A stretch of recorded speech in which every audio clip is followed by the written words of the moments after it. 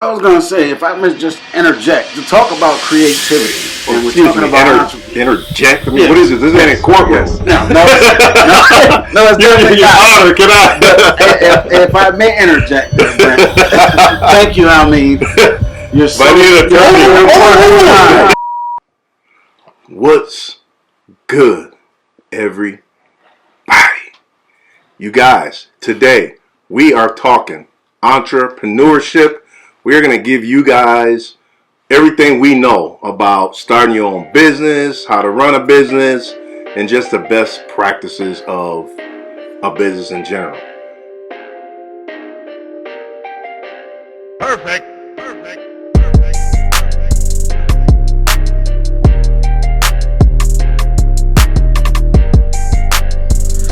My name is Hamin Phillips. Hey, I'm Charles Bell. Welcome to Raw Topic. Brent Oglesby, second week with Raw Topic. Thank you. Good to see everybody. And you guys are watching Raw Topic. What is your definition of entrepreneurship? That's a really good question, Charles, for a couple reasons. Like, part of me, my initial reaction was almost be like, I don't know. And what I mean by that is there's a lot of different definitions depending on who you talk to about what an entrepreneur is. But a very simplified version, and I actually would probably attribute this to one of my business partners, Jose Vasquez, is to me really someone that's able to create a life that's ideal to them, to find opportunities and actually be able to create something based on those opportunities. Now, again, that can be manifest in a lot of different ways. Again, that could be someone kind of doing a small side hustle all the way up to buying a multi-million-dollar, multi-billion-dollar company. But at the end of the day, to me, it's someone that's exceptionally creative and is actually willing to look at opportunities and create opportunities as well, usually for themselves and the team that they work with. So, if you'd asked me 2 years ago and 4 years ago and 6 years ago, I probably would have had a different answer all the time. Yeah. But it's definitely evolved for me over the last 20 years plus of what I feel like an entrepreneur really is. So, I'm sorry, I don't think. How long you been technically an entrepreneur? I mean, From the day you said, you know what, I'm tired of working for somebody else. I want to make my own income. I'm going to take a risk. And growing up with you, when you say the restaurant that you started was like your very first true entrepreneurial venture? yeah, I would absolutely say that was my first true entrepreneurial venture when I was like, basically my sole source of income, and that was back in 2003. I think I closed on the restaurant in 2004. I basically bought a existing restaurant, but it's kind of interesting. So there's this book out called The E-Myth, which stands for the entrepreneurial myth. If you guys are into reading, I'm a big book nerd. I really, really recommend. It's called The E-Myth.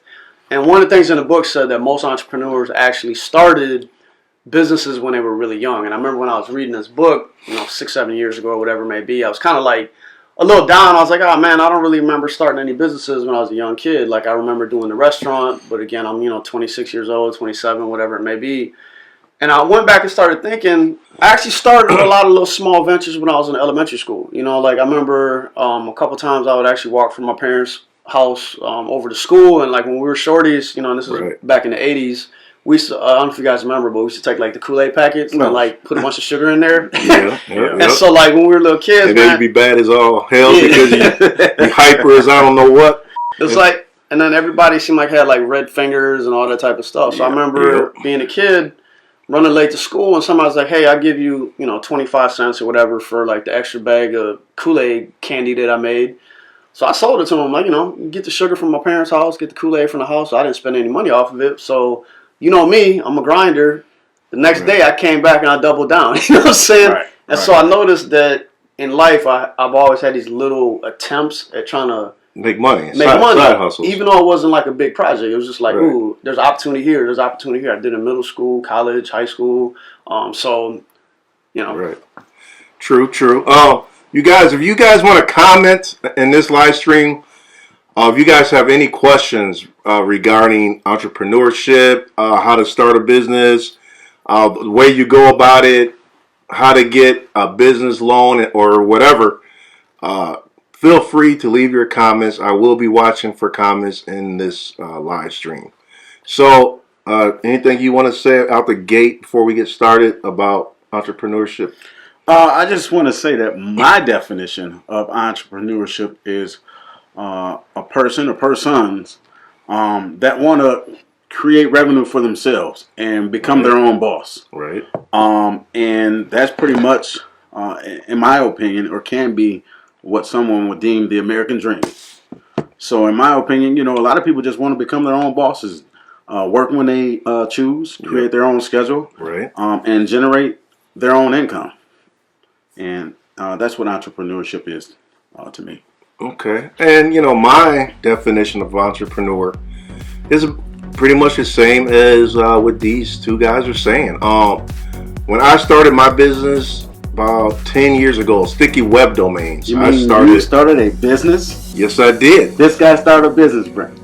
Anybody can start a business, okay? I find that, there are a lot of creative people, and they don't even really realize, like, their own talent. Okay. But the way I started my business was I wanted to basically sell online. This is back when PayPal first hit the scene. I'm like, man, you can get money from all over the world through PayPal. Like, you can get people to give you money. So I said, I got to figure out what I can sell so that I can capitalize using PayPal. And what I found or stumbled upon was domain names, www. whatever. I realized there was a online real estate for domain names. And the reason how I found that was I was looking for a domain name for my business that I was starting up. And I stumbled upon the auction site for WW names. I said, man, people are buying ridiculous, like they're spending a lot of money on a simple WW name.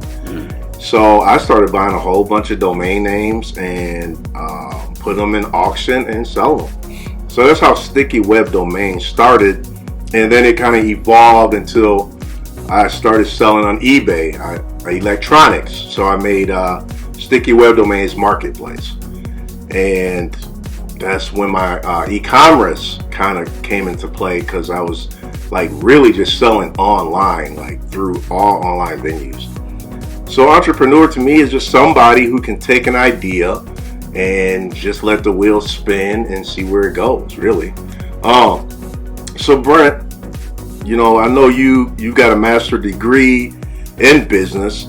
So the number one thing you would say to really start a business and get the ball rolling for somebody who's serious would be a business plan? Yeah, for sure. I would add actually something that you just mentioned, Hamin, that I think is probably even more critical than a business plan, is actually embracing your own creativity. Okay. I know a lot of people get a little nervous about creativity and we're like, oh, I'm not artistic, or whatever. And I don't necessarily mean creativity in that definition. I really mean it in how you defined it and how Charles defined it. Just like looking for opportunities. I mean, what are things that you're naturally good at or you've been exposed to over time? So, I mean, to me, that's where that initial start is. And then from there, the business plan process. And So you're saying like being able to create and just having that mindset. To be able to create ideas. You know what I'm saying? And this is the first step absolutely of entrepreneur. Step. I mean, like, actually, one of my old bosses, and this was really at a real estate development company, but something that always stuck in my head.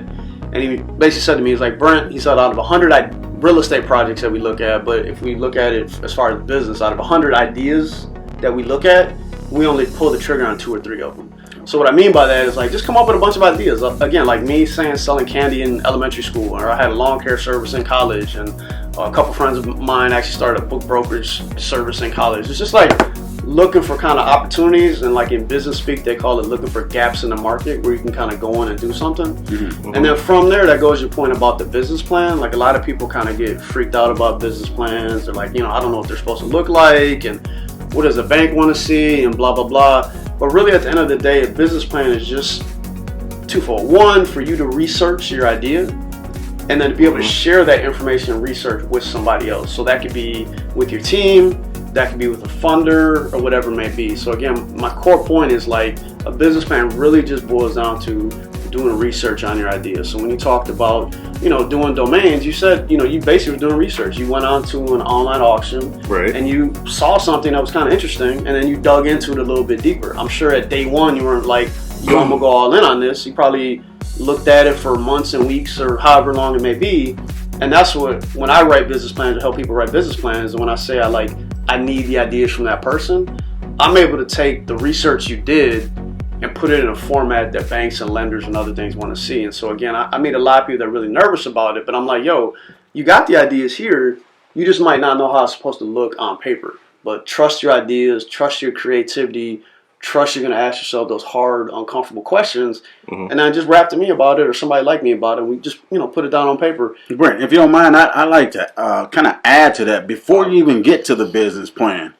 My thought is you have to have an idea. What does the market need? Yeah, for sure. Right. You have to find a niche that's not out there necessarily, or one that's out there that needs to be improved on. Correct. So before you even get to the business plan, I think you have to have a vision or a plan first. Correct. Of what it is that the market needs. I also think that you have to be passionate about whatever it is you're trying to do. Because if you're going to business just for the money, a lot of times your business won't succeed. Right. So you have to have a passion. Find what it is that you really truly enjoy, that you like doing. Something that gives you fulfillment, joy, that you want to wake up every day and do. Something that helps others. So find your passion first. Find a niche. Find what the market needs. And then I think from there, there's more steps. But then after that, there's the business plan, as Brent and Hamin are talking, that you create. Well, and I agree with you. I mean, when I mentioned even before the business plan is like the creativity aspect, what you described, I mean, to me, that's just another way of articulating the creativity. Like you said, you're looking for gaps in the market, things on that line. It's like, what is out there? Like, what can I do? And again, a lot of stuff just kind of happens, I don't want to call it by accident, but for the sake of discussion, it comes by accident. Like, whoa, somebody wants this, and like, right. If you talk to people, on the streets, they call I'm the connect, you know what I'm saying? And a lot of times it just means you're observant. I'm like, what's missing? Like, what can I provide value to? Again, I'm using business terminology, but at the end of the day, it's like, what can I do to help solve a problem? There's some people that don't like to use the word problem. They like to use the word solution instead. But at the end of the day, it's like, what can I do to make that situation a little bit better? And your point is well taken about passion.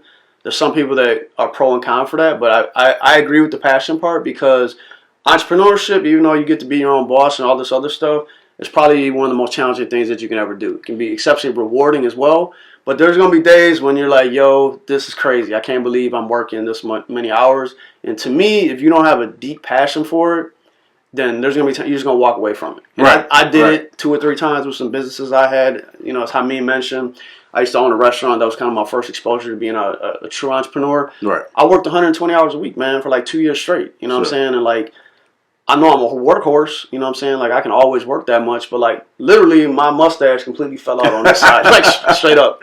Completely fell out. I remember lining my mustache. You said because of stress? Because of stress. I wasn't sleeping. I worked 120 hours a week. I mean, if you think about that, that's 3 full-time jobs. Right. Like, I probably slept 2, 3, 4 hours a night. Like, I was at the restaurant from 4 o'clock in the morning to midnight. Right. Easy. That's one of the key things I wanted to talk about, kind of going to you working so much. A lot that's involved with entrepreneurship is time management. Yeah, for sure. So, all that kind of goes into with, do I want to run a business? Am I great with time management? Is it a passion for me? Does the market need it?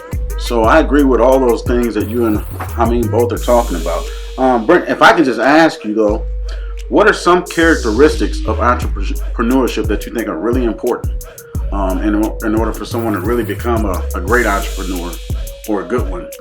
Yeah, and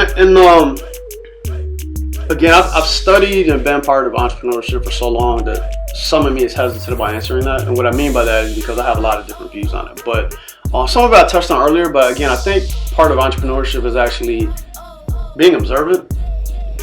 That's exceptionally important to me. And then, like, sacrificing, man. Like, I mean, to work 120 hours a week, or to not make as much income as you want right away, or to like stack money up. So to me, it's someone that's willing to take risks, willing to make significant sacrifices, creativity, and then probably my biggest one that I've had to battle with was actually listening to other people. You know what I'm saying? Like, I think a lot of entrepreneurs are like very like, I don't want to say self-centered, but they're like, this is my baby, I'm gonna do this. But you need other like important ideas around you, and people that can kind of check you, because like when you're an entrepreneur, it can get lonely because no one else really understands what you're going through. Sure. And you feel like you're right all the time. Well, it's lonely at the top, right? Yeah. You know? and even at the bottom. Yeah. Even lonelier and broke. Yeah. Yeah. Well, I mean, I just asked Brent about his what he felt some of the characteristics of entrepreneurship were.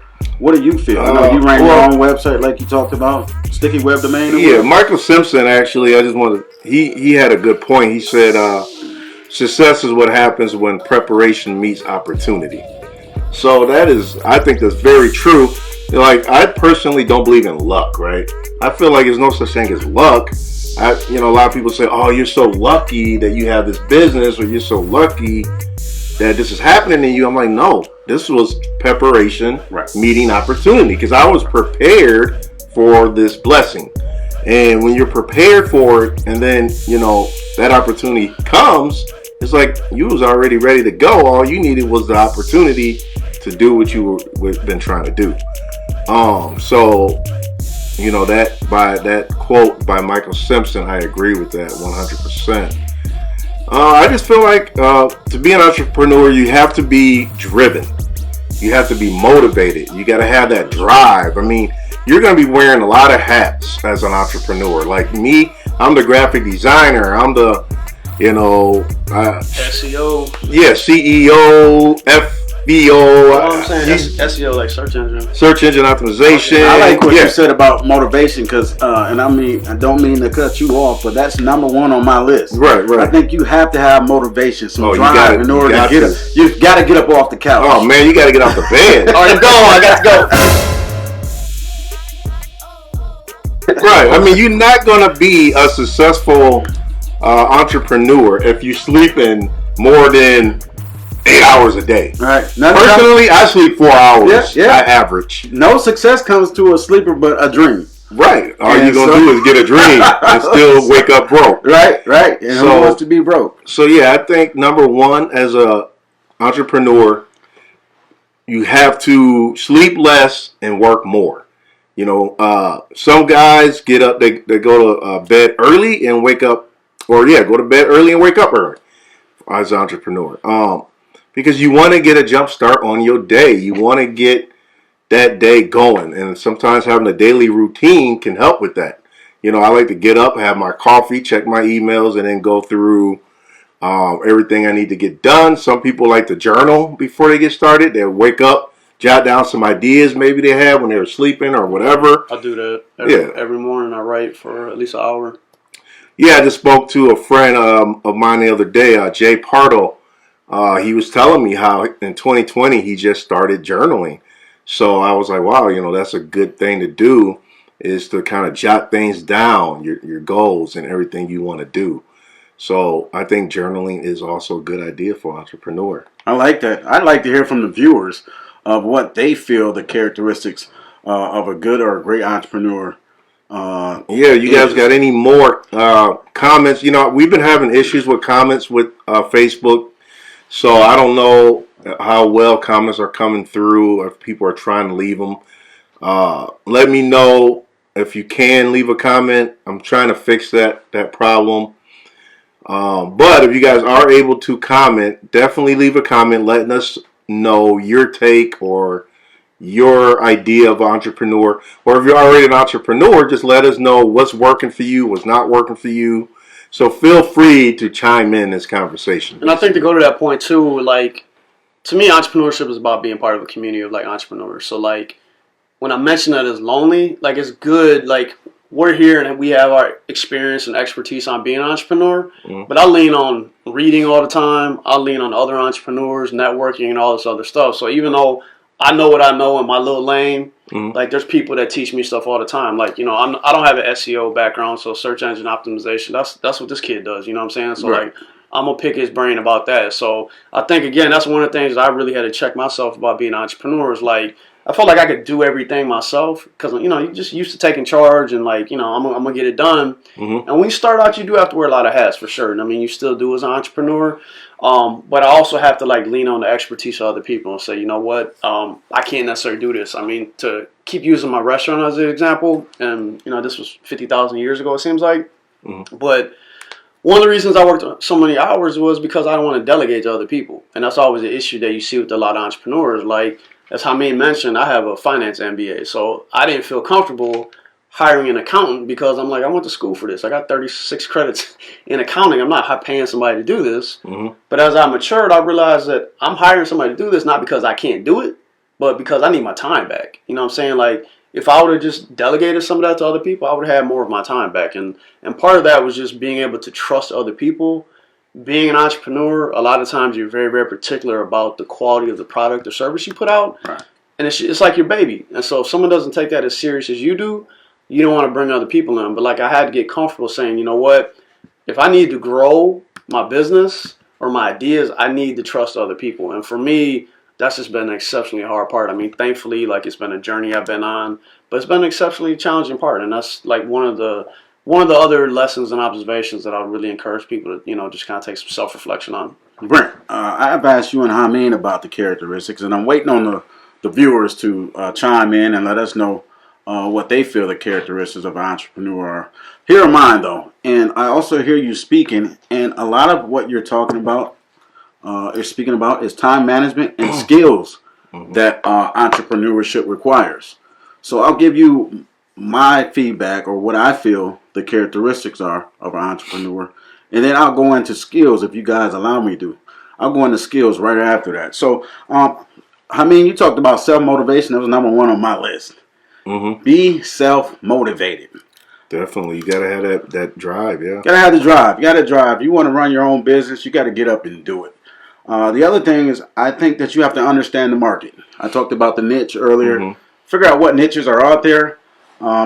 If there aren't any, then create something. If there are niches out there already, then find out ways to do it better. The other thing is taking risk. I think good entrepreneurs, as an entrepreneur, you have to take calculated risk. Good way to clean that up. Yeah, sure. Calculated risk. You want to make sure you're taking good, your investments are good investments. You talked about earlier, both of you guys talked about networking.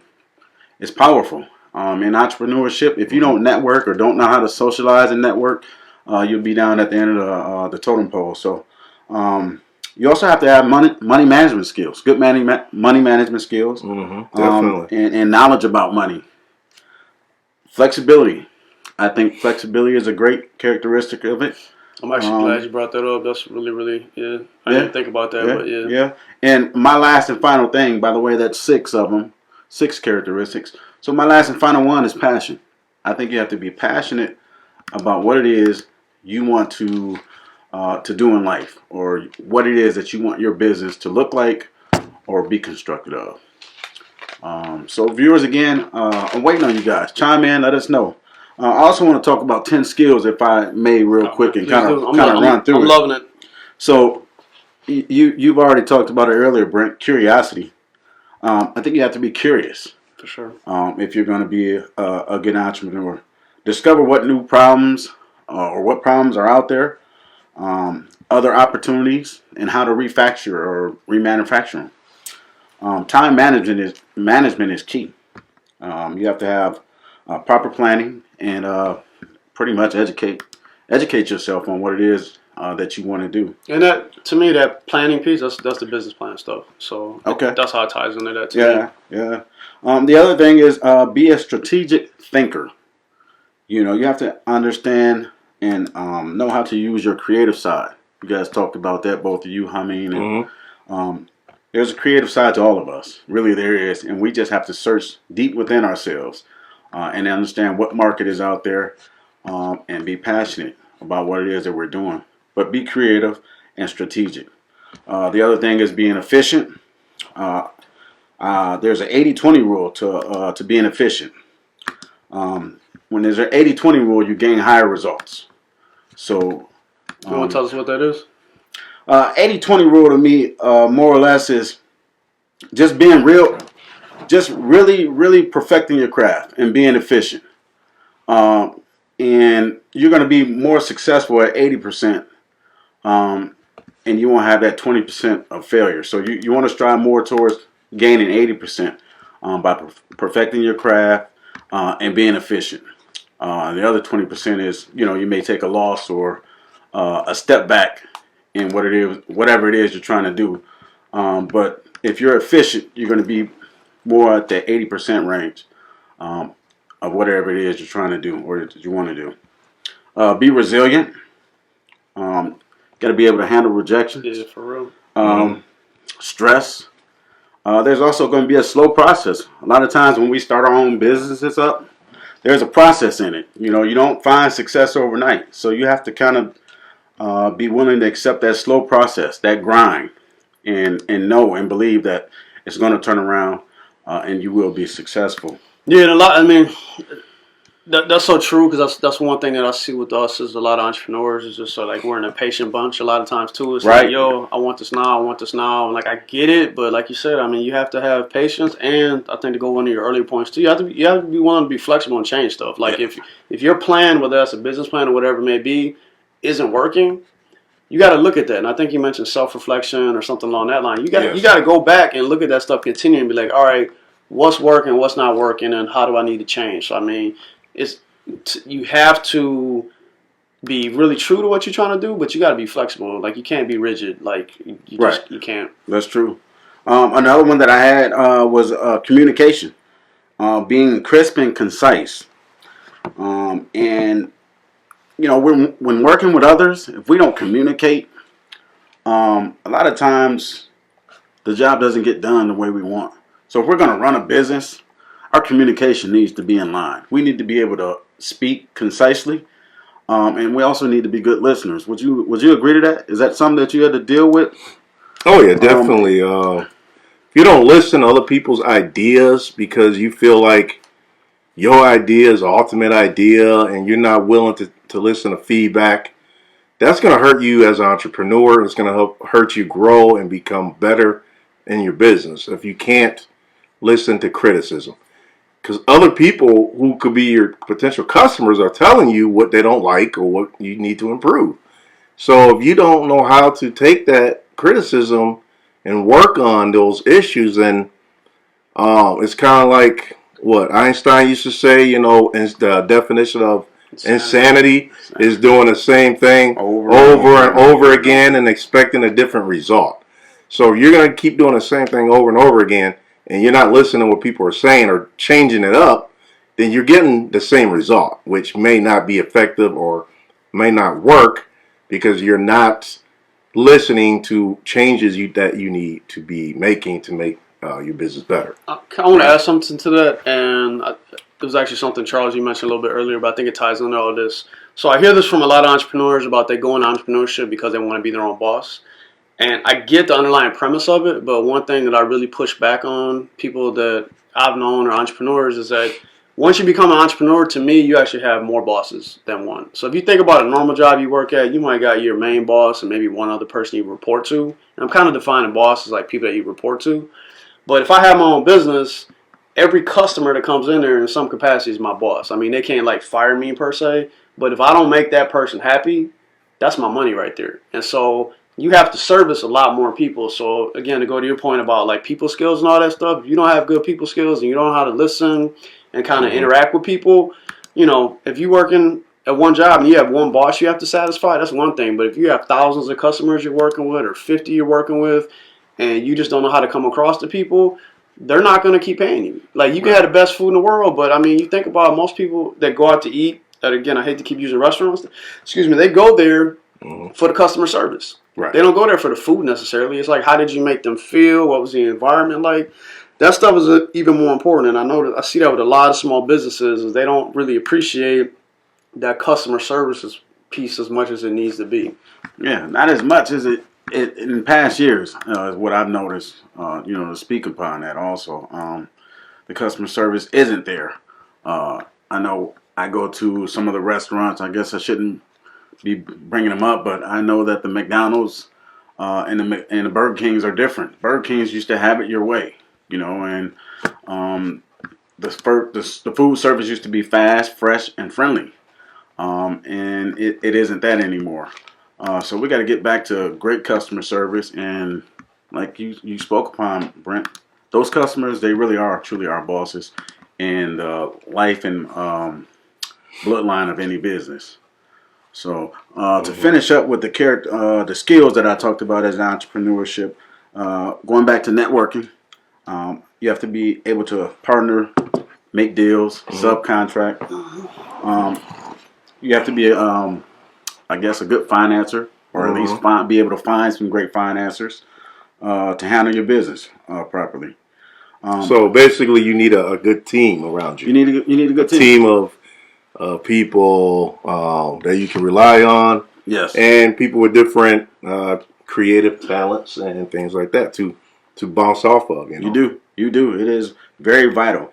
I also feel that as an entrepreneur, some of the skills that you need is branding.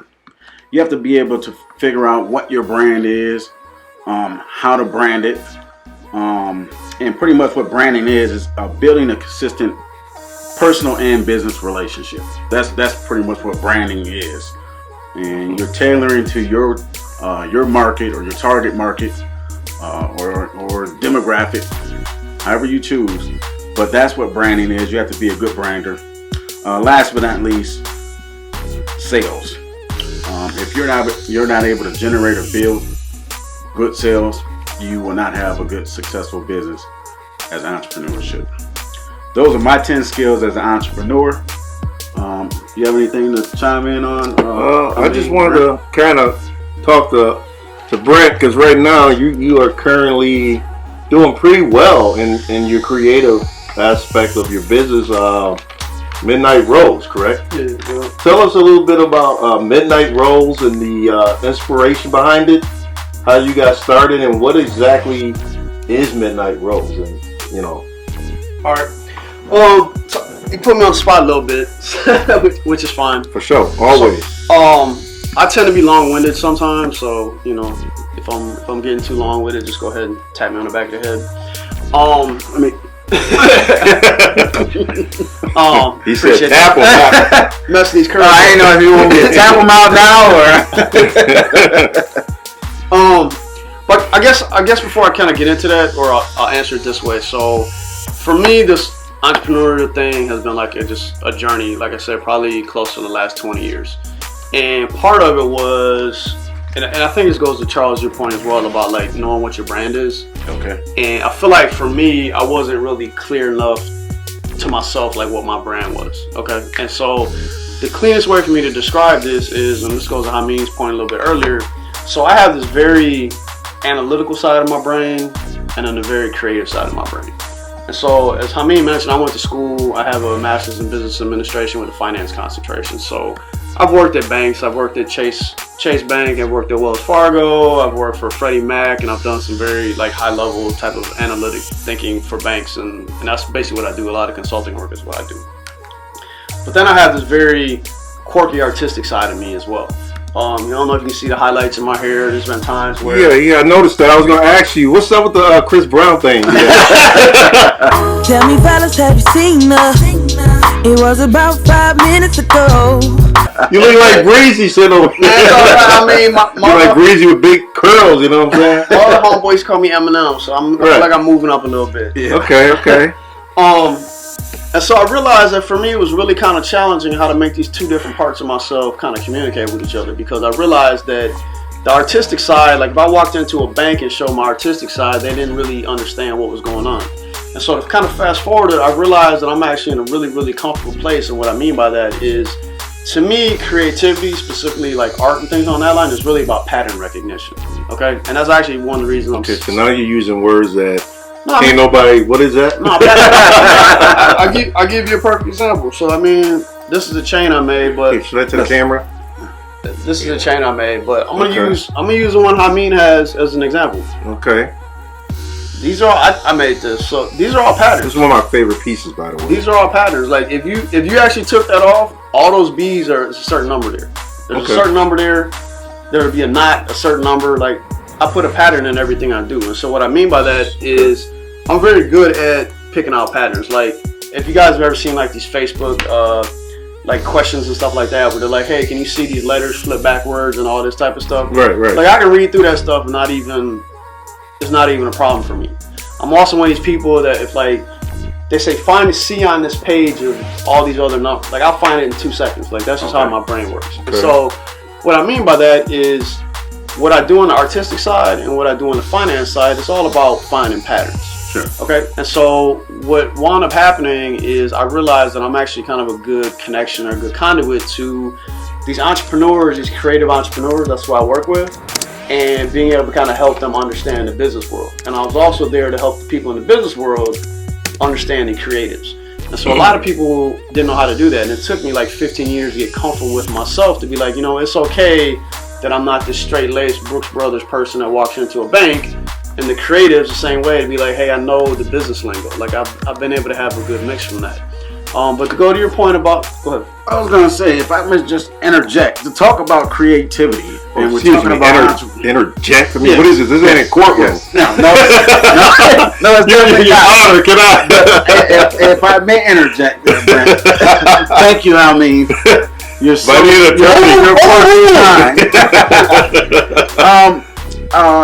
I would ask you, in business, we are often judged by, you talked about being creative and whatnot, being articulate. We're often judged by the way we look. Do you think the way we look as an entrepreneurship or as an entrepreneur is really important? Like, I know they said something about you looking like, Chris Breezy and Chris Breezy, and right. If Rihanna, you hit me up, I'll be Chris Breezy. That's cool. What do you think we should wear as a business person? That's a good point. And let me ask you also, what do you think the stereotype? Yeah, I mean, should you? We're looking at 2020 business right now. This is modern day entrepreneurship. Are we still in the times where we got to wear suits and dress shoes? Hey, I mean, I dress for the occasion. We're talking about entrepreneurship. Yeah, but you look hot as hell. Why not wear a suit? You look like you're sweating, my brother. Hey, that may be true. But the ideas and the hotness from the articulation that we're talking about has got me burning up right now. Got you. I'm so excited about this topic because, as an American, we talk about the dream and living an American dream. So we definitely can do it. Let's roll with that question. So, does appearance, how you present yourself, count? I think all three of us should hit it. I actually think it does. And I actually think that you shouldn't be judged often, but you are often stereotyped on how you appear, what you're wearing. And our discussion today is entrepreneurship. And I came in a business suit. These gentlemen have a jean jacket. He has a t-shirt. And he had a jean jacket on. But I chose to wear what I felt was appropriate. What the masses would consider business type. Well, I'm going to pop my collar on that because look, that whole, I feel like an entrepreneur in an urban day society in 2020 modern day, I don't feel like you have to wear the suits no more.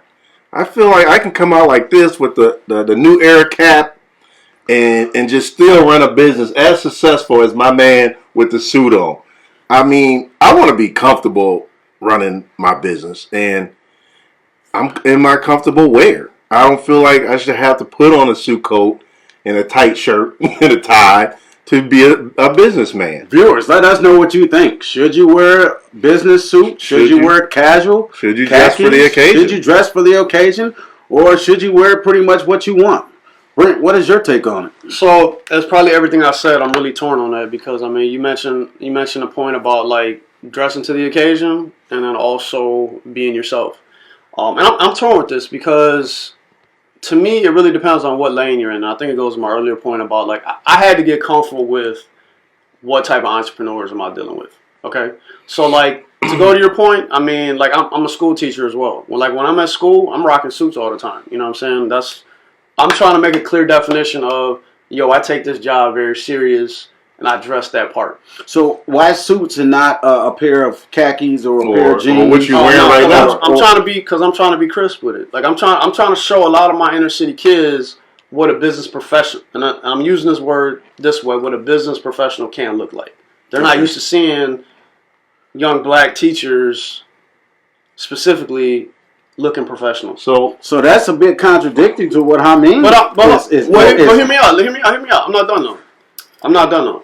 This I'm about to let you have it, fam. This man. I'm about to let you have it. You should wear whatever you choose. But I do, and I choose to wear that. But hear me out. So Friday's kind of chill day at school. Casual day. Friday, I came in with these same pants that I made myself. These are mine. So are those the tie-dye midnight rolls? Yeah, this is my collective brand. But the reason I did this was to also show my kids that, yo, I can get in any lane I want to get in.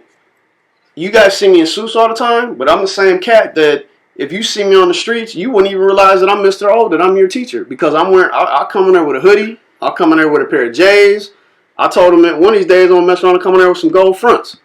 Just to show them. I want to know that the day you do that. Hey, I promise. I wouldn't be there for that one. What I'm getting from him is you I should be getting on my son all the time about wearing those gold fronts. I'm like, dude, how is somebody gonna take you seriously? But you just and he got the sharp fame. But you just say you can do what you want to do. Yeah, but the gold fronts, man, come on. What's the difference? That just look crazy. So you do have a line. Okay, but let me ask you this. So do you have a line? Well, yeah, I ain't gonna wear no gold fronts then that's at a business meeting. That's no different than what Charles just said. Okay, but check it. You got the tats. You all tatted up. Because that's my brand now. To go to your point. Show them your tats, fam. To go to your point. So I guess what I'm saying is. This is my brand now. This is my brand. So you you go to class, teach your class, and all tatted with the t-shirt? I have before. Can you do that? Would you do that? I have before. Just to prove a point to my kids. Because I got kids that got ink. I rocked all suits all last year. End of the school year, just to let these kids know, like, I'm just like you guys. Okay. I might look a little different because I'm being professional in here, but I'm just like you guys. So I came in with a burnt out polo shirt, just like these pants, showed all my ink. I normally don't show my ink. My ink's in a spot where if I want to get geared up and wear a custom tailored suit, you would have no idea I have tattoos. Like, when I walked into class, these kids were like, yo, Mr. O, you got ink. Like, I never ever would have guessed. Yo, Mr. O, you got ink. You got ink. Literally. I'm glad. And this is not Literally. I'm glad you brought that up. I was actually looking at a post the other day.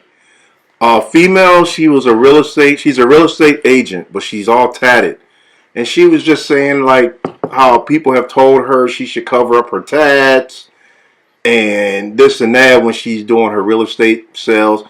And, other people are commenting saying, be who you are. What's your take on that? Man, just should she be wearing long sleeves? I can't tell her what she needs to do. And what I mean by that is you have to be true to yourself at the end of the day. But you also have to acknowledge who are the people that you are serving. And you also have to acknowledge there are going to be people that just ain't vibing with you no matter what. Like, and here's my point. I could be straight suited down all day long. But because of the color of my skin, somebody be like, I don't trust you. And not to put you on the spot, I used to have locks. I cut my locks off. I could be geared down in a suit, and if I walked into that same suit and I had locks, they're not going to take me serious. Okay. And so when I was younger, I used to fight back at that all the time. And that's probably why I got all these extra degrees and got my real estate license and pilot license and all this other stuff to, like, kind of overcompensate for that. And it finally got to the point where I was like, you know what? I got to be true to me. And what I mean by that, part of me is I like custom suits. I mean, we saw Nas Lane in Milwaukee last week. I like that cat. That cat was fresh. You know what I'm saying? Straight out of Ethiopia making custom suits. I'm the same Brent. I love custom suits. You will see me in a $5,000 custom suit because I love it. But you will also see me geared up in hoodies. But my point is, I had to get comfortable with what my lane was. My lane was, I'm an artistic person. I just happen to have this background in finance. But with that, I know there are going to be certain people that I can't rock with. Right. Like, I can't be that. I can't be that. I can't be the face to walk into the bank for you because I'm not trying to hide what I do. Now, it doesn't mean that I, like, hide every aspect of me. And that's the biggest thing I had to get comfortable with as an entrepreneur. Mm-hmm. Every money ain't good money out here.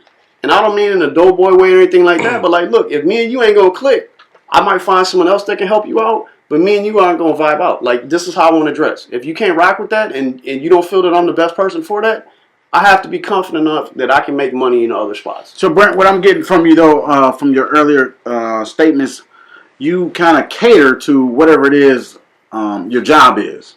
Yeah. So, if it's going to be a bank, you're probably pretty much going to go in and wear a suit. Mm-hmm. If it's going to be a construction worker, obviously you're going to wear your cardies and your cargo pants and your boots.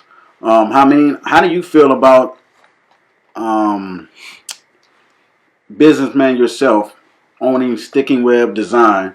How do you feel? Sticky web domains, brother. Oh, excuse me. How do you feel your attire should be, though? Well, first and foremost, I'm going to steal this quote from my guy Jay-Z. He said, Who's that? You killed me, right? Don't scare me like that, fam. He said, I'm not a businessman. Okay. I'm a business man. All right. Okay? All right. So, at the end of the day, it's not just about being a businessman. It's about being a business first.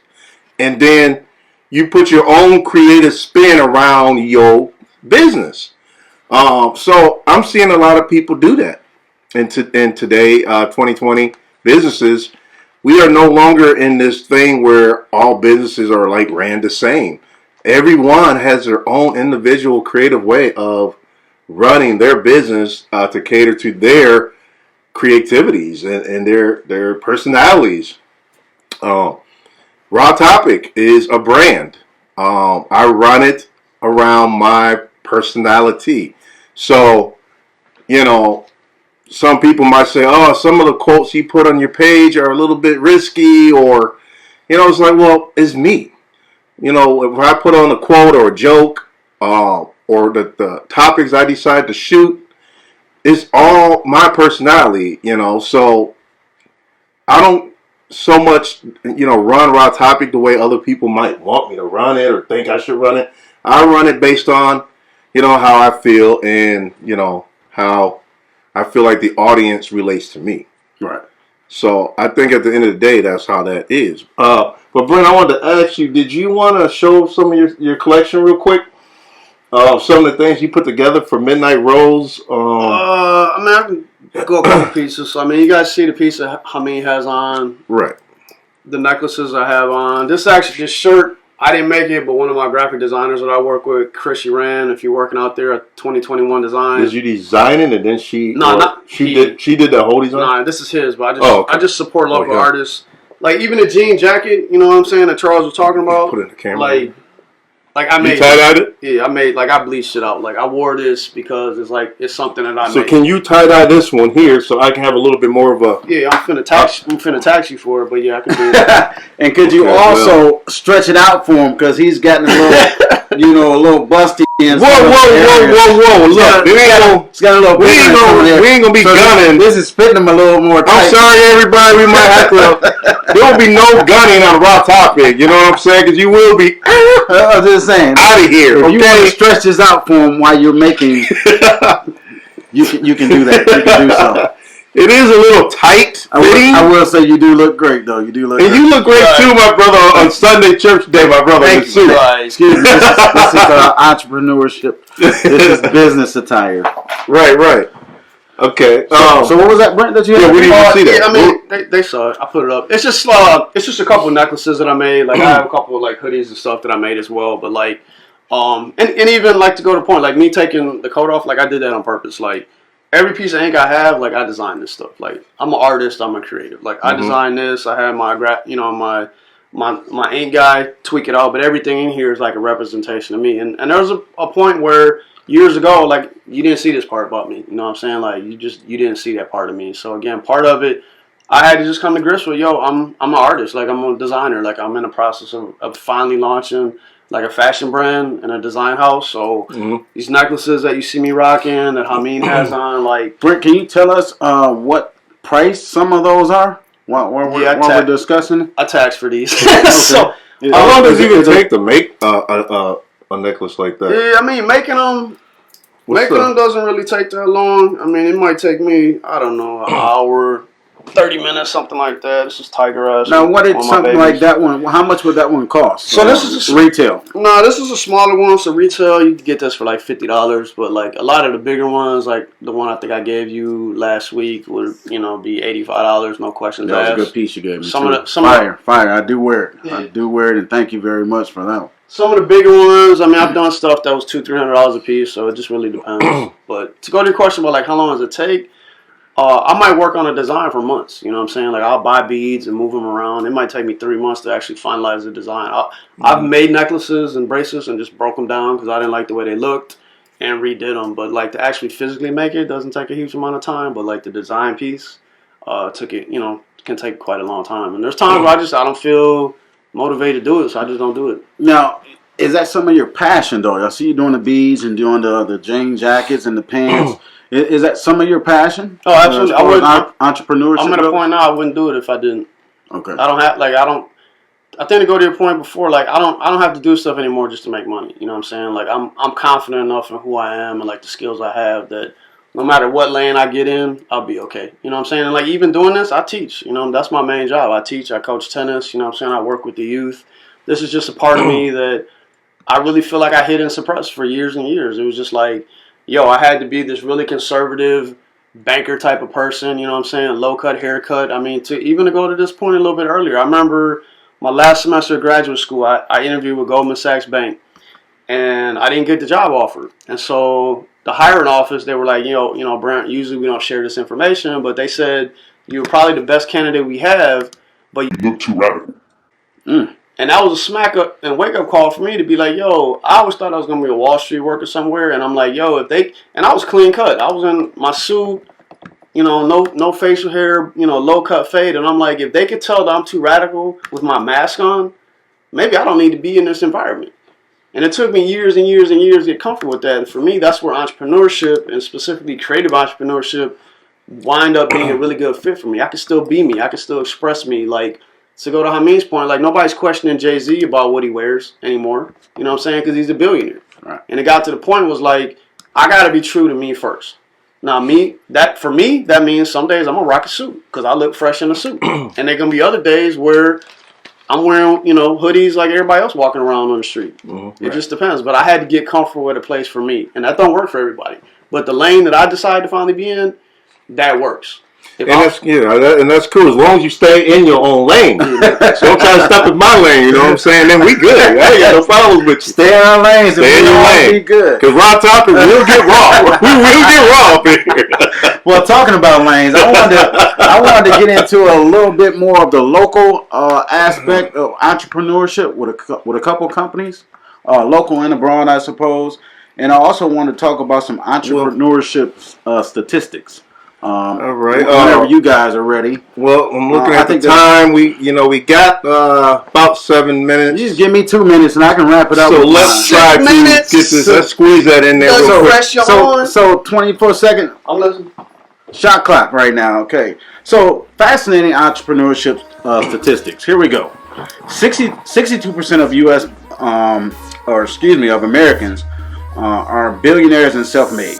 Okay. In 2016, there were 25 million Americans who were starting out or already owning their own business. Okay. The number one reason why businesses fail is there's no market or no need for it. You said 25 million or 2.5? That was 25 million. That was what they recorded. I also think a lot of times businesses are failing today is because a lot of businesses are not leveraging social media. I think a lot of businesses need to be on Facebook. They need to have a Facebook page.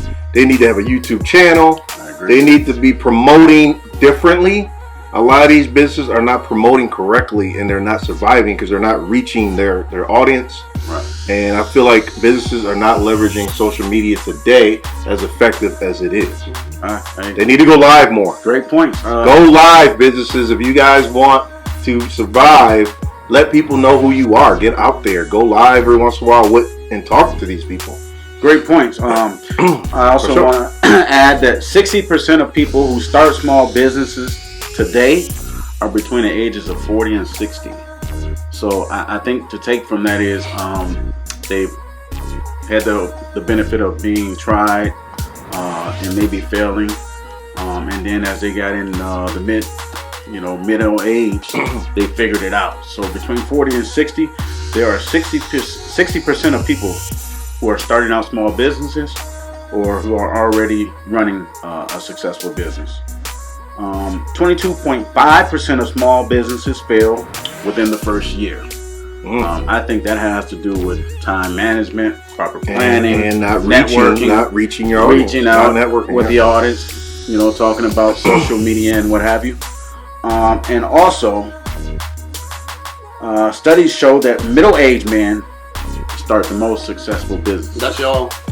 I'm still a young buck. Excuse me. I'm Well, still 17. Yeah, I was gonna say I am getting up there, but I ain't quite up there. I'm still 17. So, if I may, real quick, just talk about the local entrepreneurship here. So we have what they call Johnson's Wax. You guys all know who Johnson's Wax is, right? Never heard of.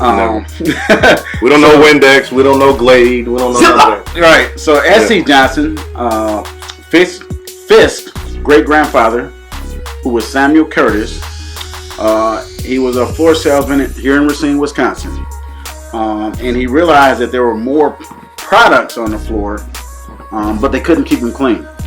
So what he started to do was he started to mix the chemicals in his bathtub. The rest is history. There came Johnson's Wax. Oh, I thought you were going to say then came Breaking Bad.